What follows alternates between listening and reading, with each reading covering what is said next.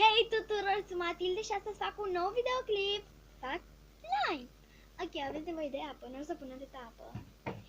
Aracet sau altceva, ce vreți voi. Culoare, vreau să-l fac maron. Ceva în care să-l faceți. Cum zice?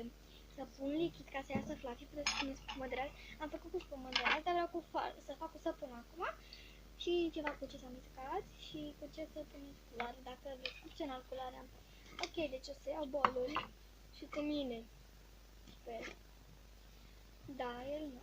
În fine. Ok, o să pun aici piciul. Ah, era să uit activatorul. Nu uitați să apăsați butonul de like și să vă abonați. Da. Și activatorul, care se prinde de la Lidl. Dormit de la Lidl. Ok, să-i dăm drumul. Ok, sunt foarte fericită. Am ajuns la suma de un abonat. Sunt destul de fericită pentru că mă bucur pentru că am un abonat. Sunt foarte fericită pentru că munca mea este apreciată. Ok, haideți să începem. Deci o să iau un vas, să de piciul. Este foarte mai mare slime pe care l-am făcut eu vreodată. Cred, nu știu, îmi dau seama. Ok, să pun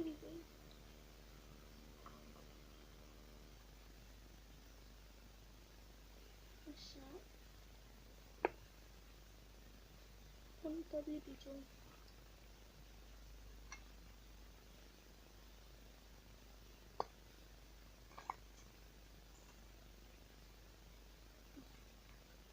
Bine, am pus o jumătate de sticlă de acet.